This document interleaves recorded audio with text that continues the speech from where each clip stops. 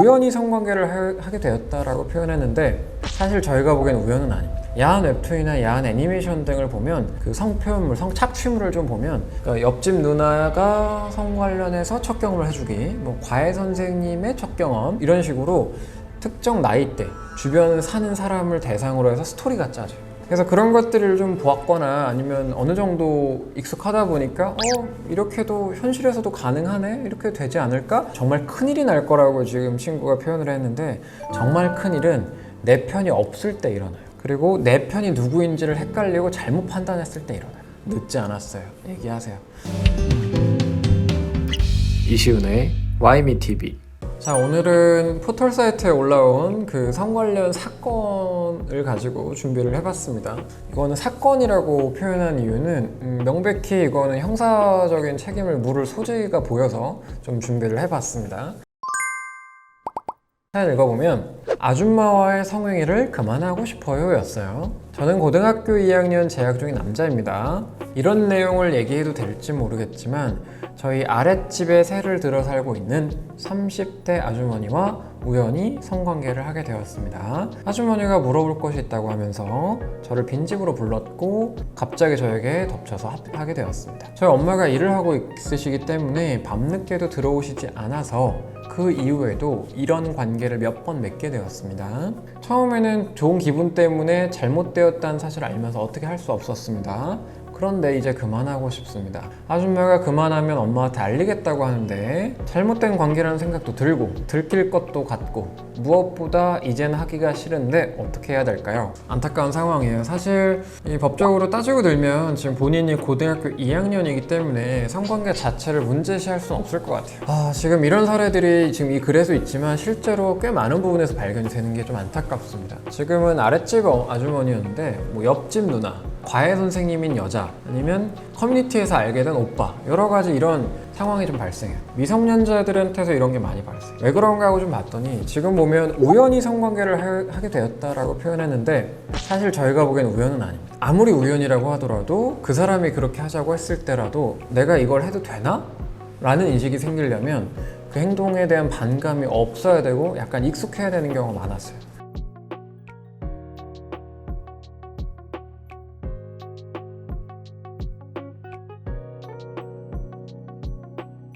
무슨 말이냐면 야한 웹툰이나 야한 애니메이션 등을 보면 그 성표현물, 성착취물을 좀 보면 이런 스토리가 흔하다는 겁니다. 그러니까 옆집 누나가 성 관련해서 첫 경험을 해주기, 뭐 과외 선생님의 첫 경험 이런 식으로 특정 나이대, 주변 사는 사람을 대상으로 해서 스토리가 짜져요. 간간에 가깝게 성추행, 성관계를 하는 장면을 그려넣기도 하지만 스토리라인을 따라서 좀 흔히 자연스럽게 볼 수 있고 접할 수 있는 사람에 의해 첫 경험을 하게 되는 걸 패턴화하는, 장르화하는 경향이 있단 말이죠.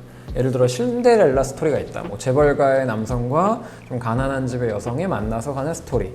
아니면 특정 장르물에 대해서 뭐 영웅물, 히어로물 아니면 이런 장르화된 그 패턴이 있던 것처럼 성 관련 착취물에도 이런 패턴이 좀 있습니다. 그래서 그런 것들을 좀 보았거나 아니면 어느 정도 익숙하다 보니까 이렇게도 현실에서도 가능하네? 이렇게 되지 않을까? 여기서 좀 관용도가, 좀 수용도가 생겨버린 게 아닌가 좀 싶은 씁쓸함이 남습니다. 결론적으로 지금 본인이 아주머님 즉 성관계를 한 상대방에게 가스라이팅을 당하는 거일 수 있습니다.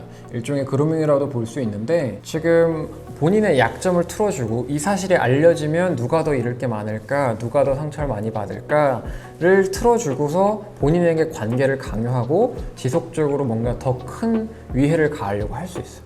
여기서 멈추지 않으면 이게 끝까지 갈 수 있습니다. 부모님에게 이런 사실을 얘기했을 때 정말 큰일이 날 거라고 지금 친구가 표현을 했는데 정말 큰일은 내 편이 없을 때 일어나요. 그리고 내 편이 누구인지를 헷갈리고 잘못 판단했을 때 일어나요.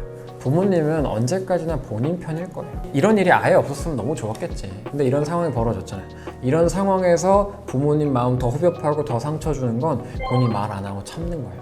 부모는 그 사실을 내가 눈치 못 챘다, 내가 관리해주지 못했다, 내가 일을 해서 내 아들이 내 딸이 이런 상황에 휘말렸는데도 모르고 넘어갔다, 거기에서 더 큰 상처가 생기고 무너지실 수 있어요. 늦지 않았어요. 얘기하세요. 상대방에게 이렇게 심리적으로 조종당하고 있거나 약점을 잡힌 것 같다, 엄마가 좀 도와달라, 아빠가 도와달라, 나도 좀 잘못한 게 있는 건 같다, 그게 아닌 걸 알았으나 시도했다, 다시는 이제 그러지 않겠다 라고 서로 대화하고 반성하는 시간이 있으면 충분한 것이지, 본인을 휘말리게 한 건 분명히 그쪽, 게다가 성인인 상대방이니까 지금 도움 요청하는 게 맞는 것 같습니다. 관련된 내용 어제 어떻게 만나게 됐는지, 그리고 그 아주머님이 먼저 본인에게 이렇게 성관계 하자고 제안했는지, 그리고 이걸 그만하고 싶다고 본인이 의사 표현을 했는데 계속 협박하고 있다라는지, 이런 것들이 카톡이나 문자 등 이렇게 물증으로 남아 있어야 처리가 유리하거든요. 그러니까 지금 당장 아주머님과 연락을 끊지 말고 대화를 천천히 이어나가면서 그 증거 확보를 어머님과 같이 하신 다음에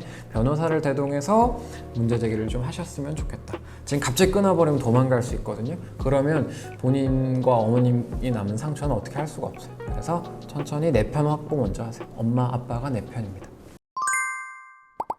참, 이렇게 청소년들의 심리적인 취약성을 가지고 성적인 욕구를 가지고 이렇게 휘두르는 범죄들이 너무나 기승을 부리고 있습니다.